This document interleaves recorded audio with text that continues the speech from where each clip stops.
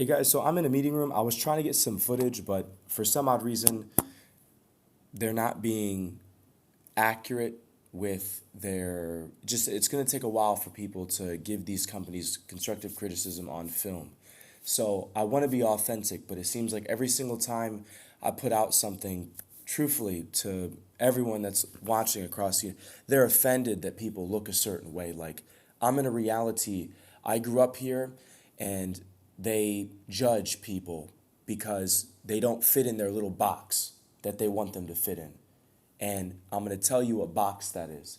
Since I've never seen something, right? And I never seen something as, quote, traditionally beautiful. And no one's ever been beautiful to me and been black, right? That I can't see anybody like beautiful, right? So that's the reality that I'm suffering from. And I want you to know when I was born in Michigan, so I was born in Detroit Metropolitan. I didn't live there for a long time. I was just born there. You're going to see when I venture to like Ohio and Michigan, they're not going to be able to say that anymore. You know, Michigan has a lot of like history to it. So what I'm suffering from is people are truthfully, they're blind. They've never been, given a revelation of beauty. And there's nothing you can do about it. If someone truthfully has never seen something beautiful, or in their reality, meaning to them, meaning this may be the first beautiful thing that they've seen in their mind, they will never truthfully, it'll just be like hate from start to finish. So if I don't post all the time, I truthfully apologize because people have a hard time saying the same thing about somebody. We're supposed to say people are beautiful inside and out. If they're in this profession because it's artistic, it wouldn't matter what you look like. But a lot of people, they're so caring about the opinions of others, and that's what the state suffers from, by the way. Like I said, if you guys are in a hurricane, I was posting on my Twitter, this is the most important thing that I can say about people. If you don't have a job, I was advised this from a black man. If you are in your city and you're not trying to help people fix their credit as a job, you are not doing what you're supposed to do. So I encourage people, if you are trying to, make it in this world or bounce back, or you just graduated from high school, whatever point in time, these hurricanes are only going to get worse. I'm going to show you my brain, guys. We're going to talk about my entrepreneurship endeavor as well, but this was like when I went to college, I accepted this was 2012. I didn't accept this was, hey man, we get to procrastinate on, supply and demand or, rations. This is, you need to take advantage of anything that people give you for free for as long as you can, because you'll never know when they'll run out of it. And it's not about running out like, oh, it's just, think about it. This is still like The Last of Us 2012. Like, they're going to act like there's a whole bunch of oil. They're going to act like everyone's has a whole bunch of money to keep a factory open, but there's a reality where it's just 2012 and there's a shortage. So you do take advantage of free stuff, man. Like, I want to correct your perspective. Look at how much you would have gained by just accepting a refugee like package of food for the first 10 years of your young adulthood. Look at how rich you are without money. So this is when I'm going to talk about entrepreneurship and why I became an eBay salesman at 18 years old. If you guys don't know anything about me, I'm showing my real self here. I love to just collect things that I love, and then I love to sell them to collect newer things. So my reality is, as long as I have a hobby, I can always just buy that hobby thing and continue to just buy and sell it and make a profit off the thing I love. So I'm sharing a part of my brain. What do you want to do at 18, Isaiah? I told myself this. I want to only do what I love to do, and I only want to buy and collect what I love to collect. If I love Chick-fil-A, I'm going to use Chick-fil-A as a reference point, but I don't eat Chick-fil-A because there's controversy about Chick-fil-A. But let's just say it's a popular culture thing in this time. There's a thing called Chick-fil-A. If I love Chick-fil-A, you can sit up here and you could just eat Chick-fil-A. You could give them money, you could work. But then again, you could make your own Chick-fil-A. And then you could kind of sell or cook for others and they'll get hooked on it. So reality is, if you love music, or you love school, or you love research, or you love film, it comes from just watching music and studying production to actually crafting your own and sharing everything with others. In that little box that you have or office that you have, you start to collect memorabilia, like nostalgic things. And then from that point forward, it's just, I guess, you trying to keep around. But just the quick point of what I'm saying is when they're like, I want to be a writer, I want to work for you and all this stuff, this is what I'm going to say in advance. And this is what they probably were telling you. It's going to make you angry that Isaiah Curtis Pilkington makes money off maybe like one or two songs. And the logic and why I'm making money off those songs, and thank you for saying, by the way, for this song, the reason why is because my perspective was I'm just a young kid who doesn't really know. When I was 18, I'm just a young guy who just doesn't know like whether or not people are telling me the truth about finance. But I ultimately know that I'm being gravitated to things that I love. So let me just stick to the things that I love and not care about care about the hype. So the logic and what I want you to see, if you're willing to work for me, yes, I'm opening up this studio to the entrepreneurship reality that you can generate $100 million in a year. So if you wanted to work for me, it's not like Starbucks where you're working and you have materials and that's not what this is. This is a reality where all this is just, since you love to do something, it's like karaoke. Since you love to do karaoke, you just use your talent. Just like if I love movies, I sell my DVD on eBay. So it's like you already have it and you're selling what you already have. I don't want anybody to think anything like that. So they'll say you're a creator. I want you to simplify it.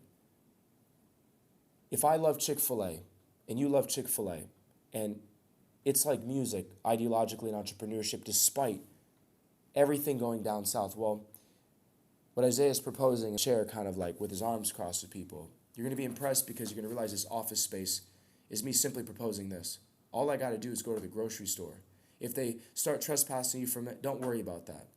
The point of what I'm getting to is you simplify your agenda to all I got to do is make one chicken sandwich and French fries, and I can pretty much cook it the way I want to cook it, and then I can truthfully, depending on how you cook it, you can sell it to whoever you want to sell it to. That's the logic of how I'm going to start this mega colossal entrepreneurship studio idea. And one more time, this is like a separate thought. So if you skip to this point, people like Gary Vaynerchuk will say, this is what Isaiah is saying. This is just, I want you guys to humble, this is just using your identity to buy something and then putting it out there in a store. And then because it's what people wanted, they're just going to come to you and they're going to stay. But think of it like, because you made a great Chick-fil-A like sandwich of your own, they just stay with you. And that's how I want you to see Del Valle.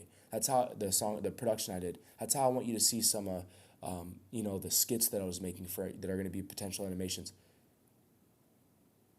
If it's good like Chick-fil-A, but it's your own style and it's homemade, they're just going to stay around.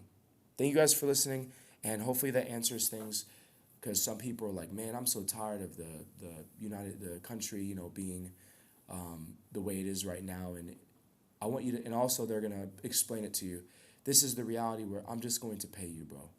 It's not a game, like, this is just work, man, like, and you're going to really love it, and it'll be professional, and they will help explain it. This is just a space that I've created that I love. So credentials, if you saw my entire resume, you'd be very, very, very impressed.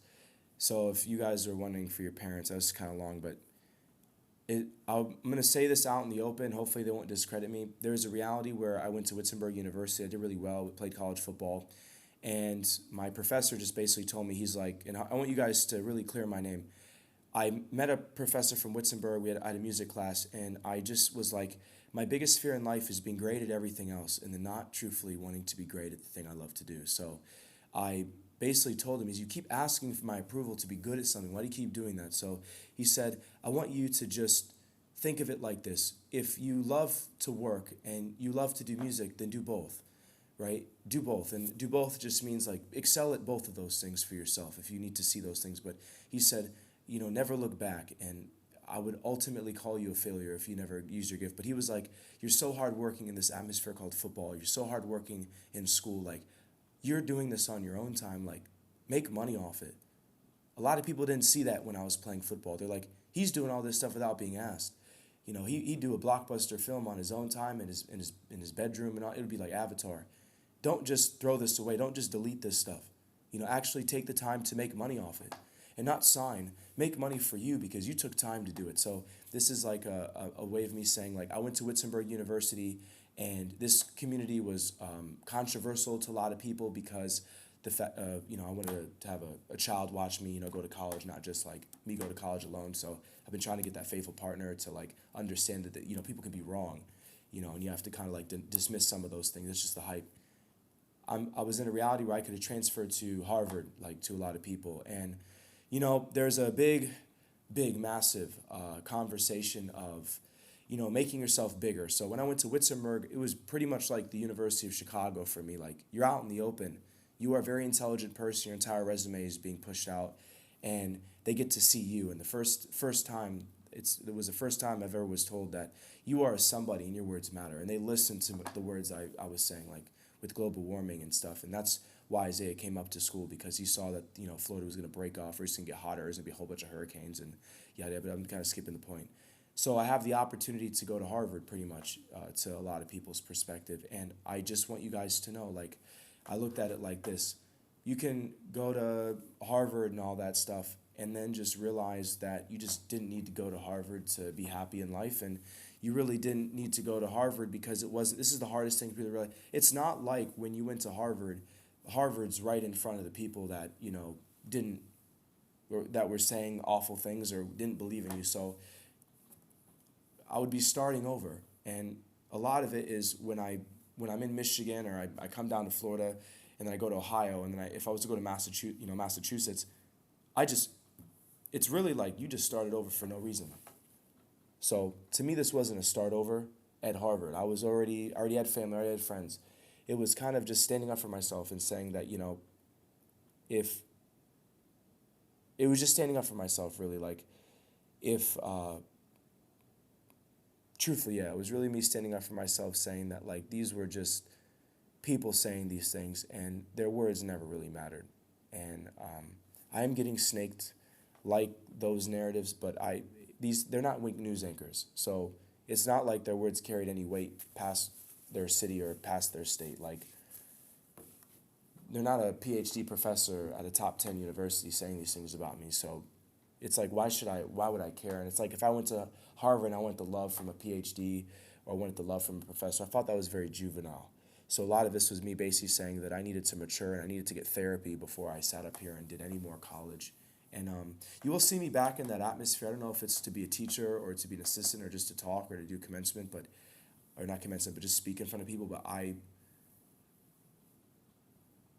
was wrong. I was wrong thinking that was the answer to my problem. So thank you guys for tuning in. And the world is bad. The world is ist. I'm trying to tell people the best thing I can encourage you guys to do is just to basically go down to younger people and tell them, hold people accountable. When you graduate, there's a school called Columbia College Chicago. I got accepted to Concordia University Chicago, and I got accepted in a whole bunch of schools, pretty much. I got accepted in several schools of medicine and law schools in the United States of America. And some are known as one of the best in their region or in their state. So they're best. All of them, I believe, were featured on best colleges. So